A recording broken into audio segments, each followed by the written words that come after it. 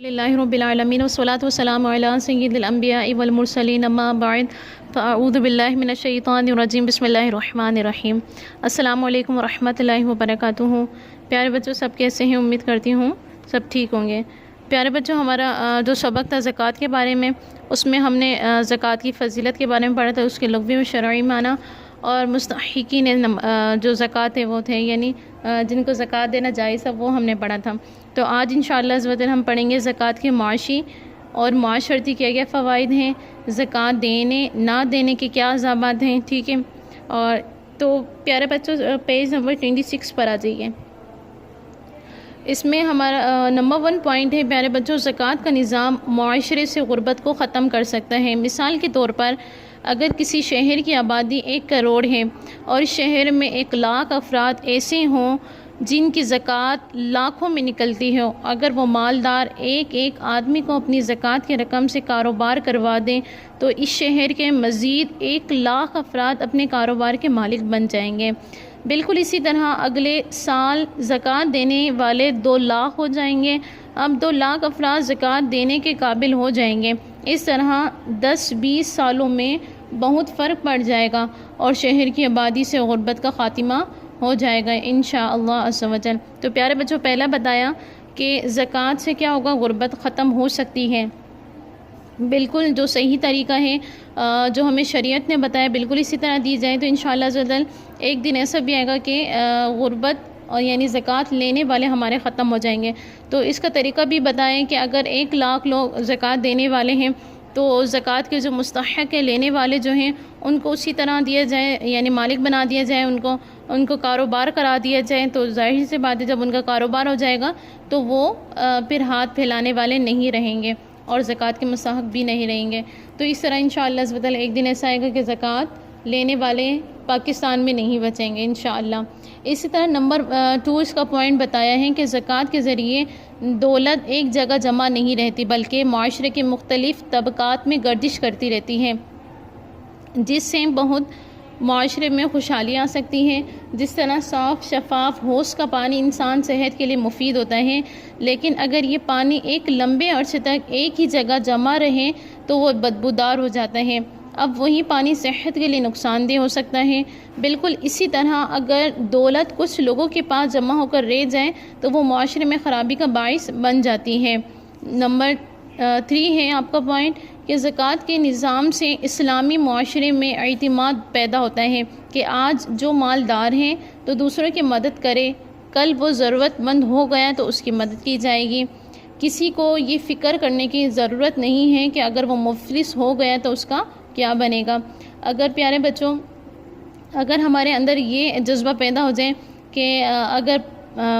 مال میرے پاس ہے تو کل کسی اور کے پاس بھی ہو سکتا ہے، ٹھیک ہے، آج مال میرے پاس ہے تو کسی اور کے پاس ہوگا، تو ایسا نہ ہو کہ میرے پاس وہ حالت ہو جو آج کسی اور کی ہے،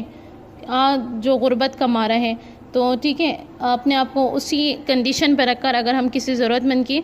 ضرورت کو پوری کرتے ہیں تو انشاءاللہ عز و جل ایک دن ایسا بھی آئے گا کہ اللہ تبارک و تعالی ہماری وہاں سے مدد کر رہا ہوگا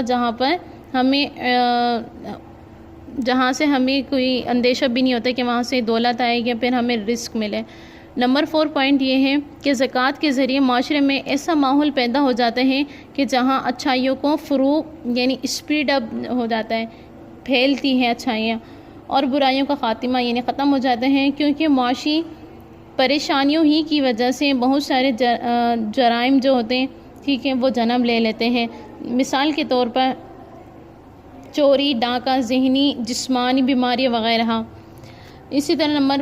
5 کا آپ کا پوائنٹ ہے کہ زکوٰۃ روحانی بیماریوں کا علاج کرتی ہے۔ مال اور دولت سے انسان میں حرص، بخل، تکبر اور فسق و فجور کی بری صفات پیدا ہو سکتی ہیں۔ زکوٰۃ ادا کرنے سے انسان میں رحم، قناعت، سخاوت، انکساری، تقویٰ جیسی اعلیٰ صفات پیدا ہوتی ہیں۔